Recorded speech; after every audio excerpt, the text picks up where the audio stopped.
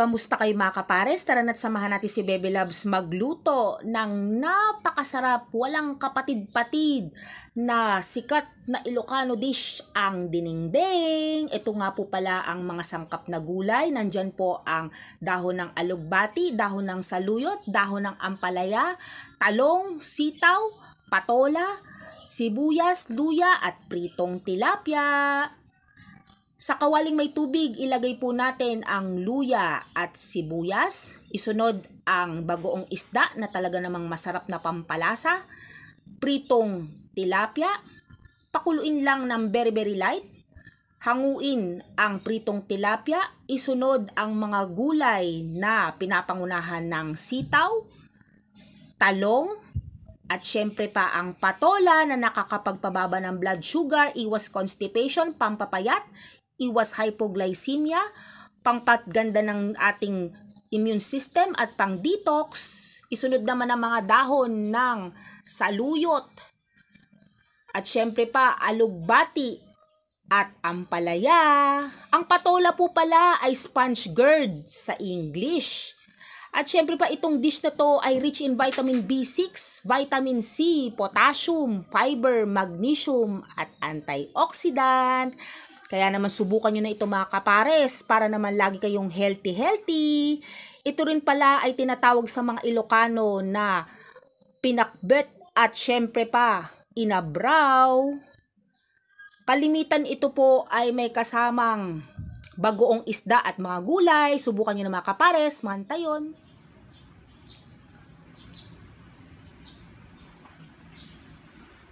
Makantayong kakabsat, meron naman tayo ditong gulay at pritong tilapia.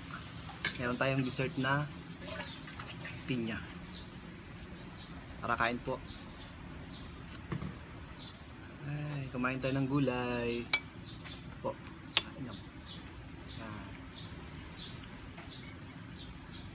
Ding na naman tayo. Saluyot.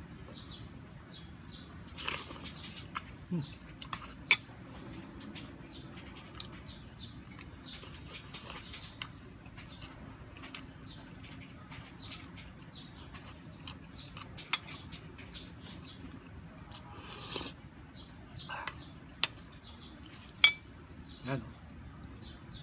Gulay.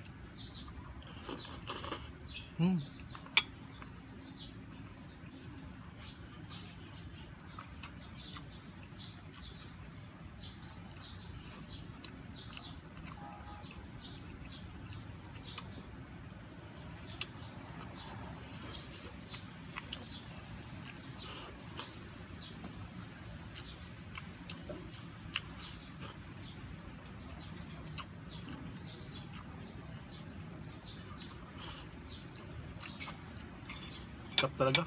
Dito nakakasawa. Mamahilig dyan.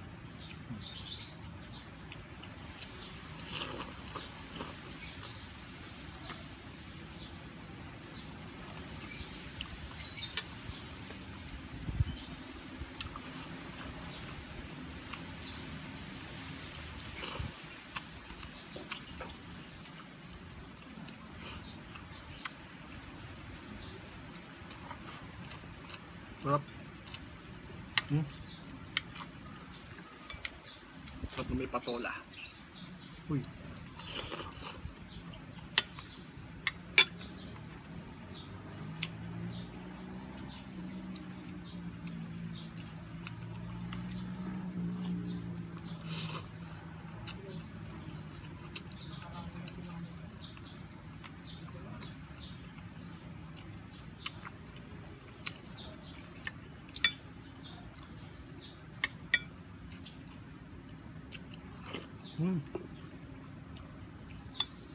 Yan o.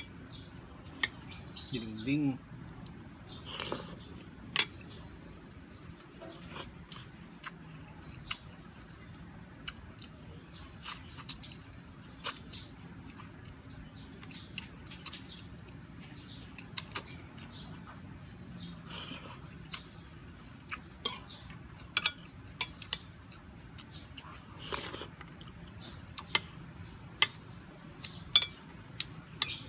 Yan.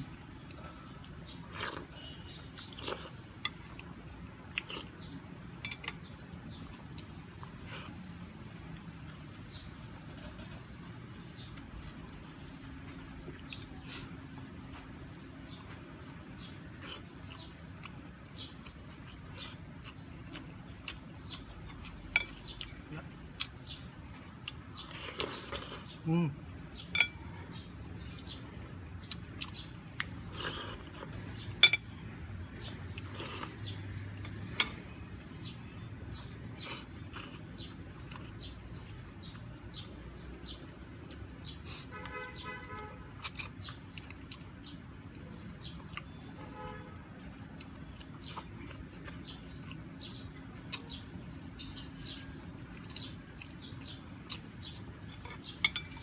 Ayun.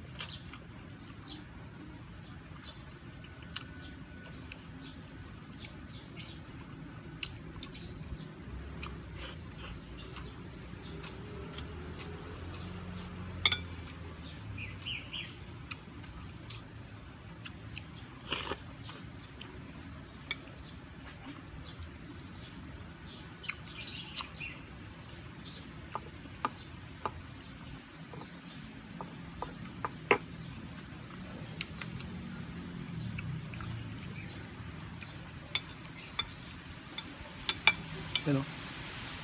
Umuulan na.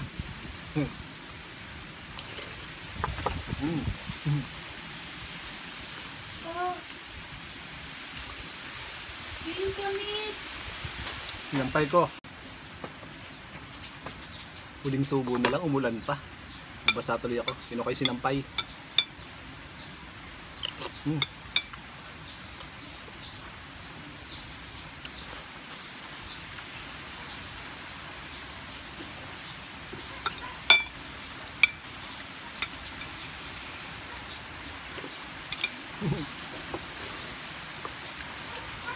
Sarap.